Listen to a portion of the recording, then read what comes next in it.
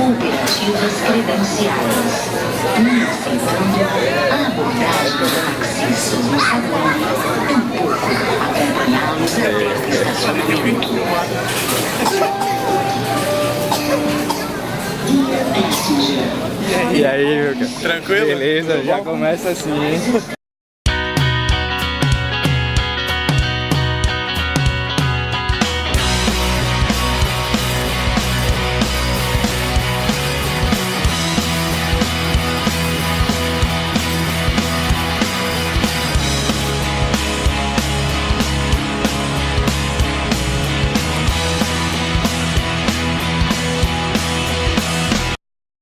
Eu tenho aqui ao meu lado uma pessoa que eu sou fã, posso dizer isso. Acompanho há muito tempo o trabalho dele aí como podcast. E foi quem me fez estar aqui hoje, porque através de acompanhar ele, conhecer outros formatos, veio aquela vontade de produzir algo assim. Então foram algumas tentativas. E aqui, para quem não conhece, Guanabara, do Guanabara.info, né? Um prazer chegar em Recife e ser tão bem recebido, já ganhar carona e ainda fazer entrevista, né? Primeira vez que me acontece isso. Primeira vez, mas é a segunda vez aqui em Recife, né? Recife é a terceira vez. Ah, a terceira? Já vim 3 vezes. Ah, Eu vim no Sebrae, vim no EdTed do ano passado e tô vindo no EdTed desse ano. Então fala um pouquinho, Guanabara, para quem não te conhece, como é o teu trabalho, como foi que começou. Eu sou professor, né? Sou do Rio de Janeiro. Eu costumo pedir desculpa por isso. Vou te contar só rapidinho isso. Eu cheguei em Porto Alegre, eu dei minha palestra. E minhas palestras são todas cheias de palhaçada, né? Aí veio uma menina no final e falou assim: nossa, sua palestra é maravilhosa, mas seu sotaque me irrita muito. Aí eu comecei a pedir desculpa, mas eu costumo dizer que eu sou carioca, mas sou limpinho. Eu nunca fiz as 3 coisas que o carioca faz, que é subir no Cristo, andar de bondinha, saltar no sinal. Mas aqui vocês não tem nada com carioca não, né? Assim. Tem, né? Não, tem uma coisa. Com carioca tem. Eu acho que muito motivado por coisa de time também. Principalmente aquela coisa que eu te falei, que eu não gosto de colocar futebol aqui, não, senão dá uma. Mas assim, eu nem gosto de futebol, na verdade. Então, mas tem uma certa. Eu acho também por causa do sotaque. Como quando a gente chega em São Paulo e chega no Rio, fica essa coisa do sotaque. Não, mas ó, você tem uma sorte, você tem sorte, porque eu tenho sotaque carioca padrão, que é o R e o S. Pastel, porta. Era o que eu ia te falar, o seguinte, escutando o teu podcast, eu não senti essa coisa assim do sotaque repúdio, forte, né? Não tenho. Assim, eu sou amigo do Jurandir, de Fortaleza, que faz o Rapadura Cast. E adoro. PH Santos, né? PH foi me pegar no aeroporto. PH tá fazendo o que você fez. Bem-vindo, espectadores do Iradex.net, o programa piloto, talvez um teste, talvez um piloto. Mas aí o que eu vi em algum podcast, o pessoal falando, foi do PH, um dos podcasts dele, falando dessa coisa de você, o que é legal do podcast, você tá conversando com vários sotaques e não é uma coisa que vai, como é que pode prejudicar, vai diminuir, ou vai, não, você escuta o interesse é justamente juntar essa galera de várias mas tem um sotaque carioca que irrita, que é o sotaque carioca malandro, que é aquele cara fala assim: e aí, meu irmão, tranquilo? E esse irrita é o sotaque do Alexandre Frota. Esse carioca me irrita. Mas aí eu sou carioca, sou professor e eu dava aula. Eu costumo dizer só dava aula, mas não é só, né? Eu dava aula. Então, aí eu decidi criar um site e todo mundo me chamou de maluco. Aí o site começou a aumentar. Eu falei, vou fazer alguma coisa em relação a conteúdo. Comecei videoaula e depois da videoaula eu comecei o podcast. O podcast, pra quem não sabe, é um programa em áudio. É isso que a gente tá fazendo aqui, só que a gente tira a imagem, não mostra minha cara feia. E aí eu resolvi criar, fiz 6 episódios e aí no 7º episódio eu chamei o pessoal do Rapadura Cast. Mas fez 6 logo de cara assim? Fiz 6 semanas seguidas. 6 seguidas. Eu aguentei. E aí eu chamei o Jurandir Filho e o PH Santos, que viraram os meus padrinhos. E aí depois eu conheci o Alexandre Ottoni e o Dave Passos, que são o Jovem Nerd e o Azaghal, e eles me deram o maior apoio, sabe? E aí só me deu força pra continuar. O Jovem Nerd é do Rio ou de São Paulo? O Alexandre e o Dave são do Rio de Janeiro. Mas eles moram lá? Quando eu conheci eles eram do Rio. Então e aí eu conheci essa galera toda. Eu conheci o Eduardo Spoh, o Michele. E eu conheço isso tudo de ouvir, né? Esses nomes todos. Isso, essa galera toda, o Cris Dias, esse povo todo eu conheci. Eu internei. Aí o pessoal, por conhecer esse pessoal por conta do podcast, eu fui aumentando, sabe? E aí uma vez eu tava num evento e um cara chegou pra mim e falou assim: pô, mas qual é o seu sonho? falava, meu sonho é que meu podcast dê certo e eu queria ganhar pra fazer palestra, sabe? Eu queria viver de fazer palestra. E aí esse amigo me apresentou 3 pessoas e tô aí, viajando pra caramba. E aí você deixou a aula de lado, Não deixei de lado, Não. Eu continuo com aula, aí eu ainda presto consultoria pra empresas, trabalho em agência, trabalho com agência, então... E o podcast não... Pode, tá aí veio o problema de aí todo... uma coisa leva a outra Isso. E aí a gente teve que parar, mas a gente vai voltar, só não posso falar por quê, nem Certo. como, mas eu acredito que a questão que pra gente também é muito difícil, a questão de você sempre faz isso paralelamente, por prazer, e aí pra encontrar tempo pra poder fazer é muito difícil. Verdade. Então, E as pessoas, isso vira uma obrigação. vira. Quando você lança o episódio, sei lá, 80, não é parabéns pelo 80, é Eu quando é quero que sai ver o o 81. 81. Eu até entendo hoje. No início eu ficava chateado, eu falei, nossa, eu tive um trabalho de 18 horas, porque eu levo 18 horas pra fazer um podcast. E aí eu falava, poxa, mas o pessoal não tá agradecendo por esse, sabe? E hoje eu entendo que é a coisa da paixão mesmo, sabe? O trabalho é tão bom que você fica... Poderia ser diário, que o cara tava lá. Eu sinceramente, eu cansei de pedir desculpa, sabe? Tipo, todo mundo, e o podcast? Aí eu botava, poxa, desculpa, tô muito atarefado, a gente vai voltar, eu tô com viagem. Eu tô viajando quase toda semana, todo final de semana eu tô viajando, que era quando eu editava o podcast. Então assim, graças a Deus meus sonhos se realizaram, né? Eu pedi pra que o podcast desse certo, ele deu.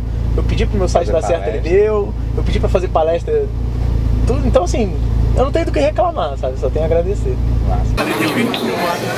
Então essa coisa de palestra, agora você viajando e tal, faz mais ou menos quanto tempo que tá nessa... 3 anos. 3 anos. 3 anos. E não é muita loucura não, essa coisa de tá sempre viajando, do aeroporto, Cara, hotel, chega, mal dorme. É verdade. E depois pra dar uma palestra legal, tudinho.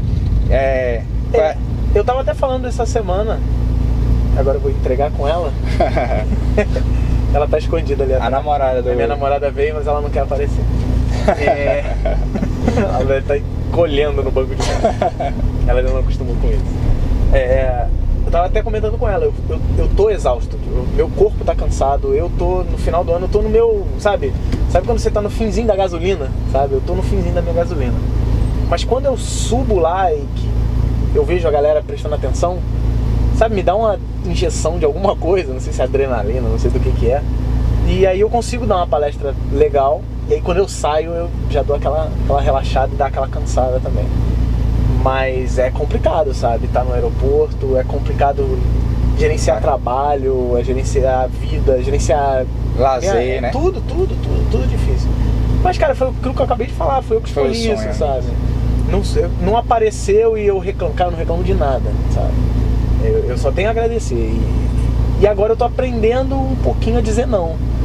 Sabe? O pessoal fala, vem pra um evento aqui Ainda bem que você disse sim pra mim, né? Porque eu sei que pra poder gravar aqui, ele saiu do aeroporto, vai pro hotel, tem uma agenda com o pessoal que tá aqui organizando o evento. E eu sei que é difícil estar aqui, mas agradeço muito eu que agradeço a carona.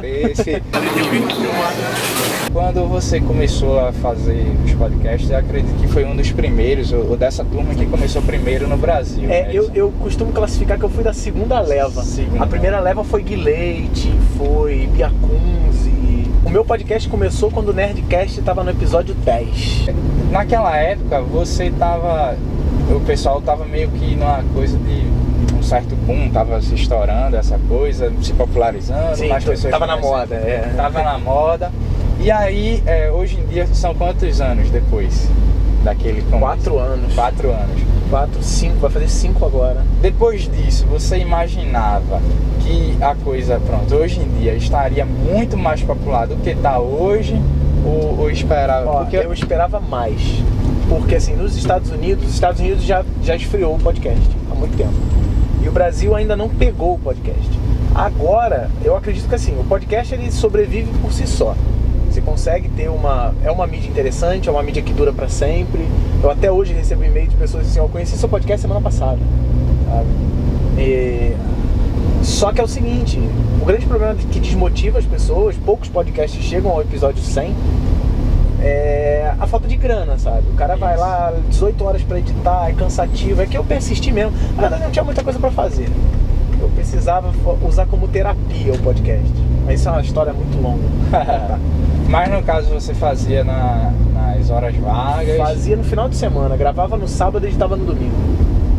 Então meu sábado e domingo era perdido com o podcast, sabe? Mas acabou que era legal, porque eu tinha as pessoas que gostavam e tal. E aí eu comecei com, sei lá, 150 ouvintes no início, e cheguei a atingir o pico de 80 mil ouvintes. Caramba. Então é um negócio que não é barato, sabe? Aí agora que as agências estão começando a ver o podcast como uma mídia, estão começando a anunciar, estão começando a oferecer para clientes. Então, por exemplo, eu já anunciei a HP, e a HP falando, não, a gente quer anunciar numa mídia podcast, sabe? Eles vieram como podcast. Então isso agora é que a coisa está começando a dar certo. Só que o que eles falam? Eles falam o seguinte: é difícil a gente conseguir um podcast profissional, porque a coisa é muito amadora, os caras falam muito palavrão, então fica meio um papo de bar. E a HP não vai querer. Eu tô fazendo propaganda pra HP sem estar recebendo coisa. Já recebi, né? Depois pede lá pra gente.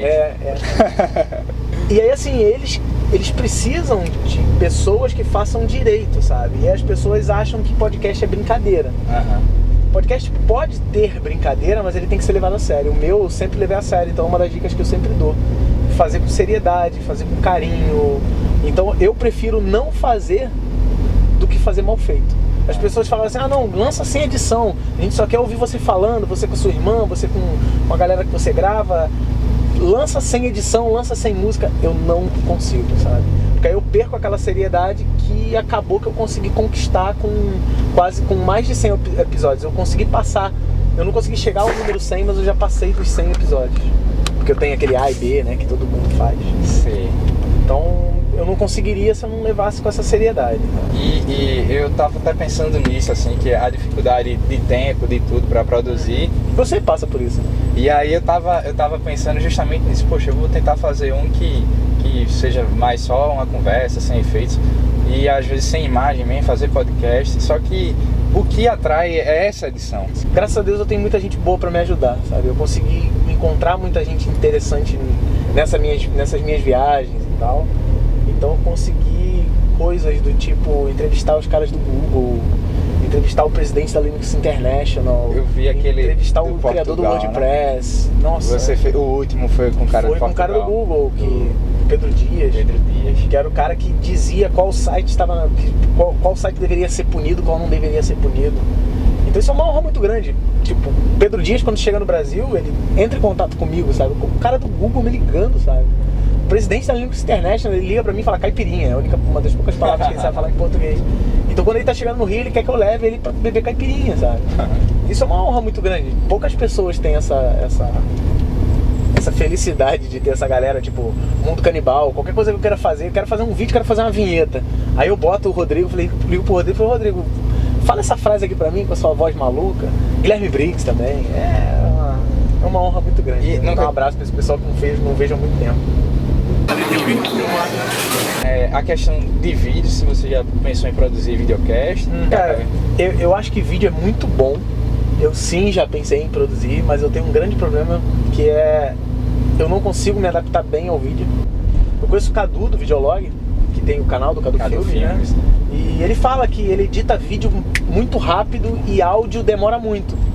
Pô, eu edito áudio rápido e vídeo demora. Então, assim, é a adaptação. Que o áudio também, eu imagino, dá muito trabalho.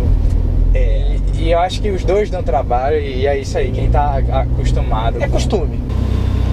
E assim, um dia eu ainda vou fazer, mas ainda tem que vencer essa barreira da... Não é vergonha, é falta de... Não me sinto à vontade, sabe? Falta de... sei lá. Não, eu também não, mas hoje foi bem legal, bem natural aqui. Eu gosto, assim eu gosto, desse formato eu gosto.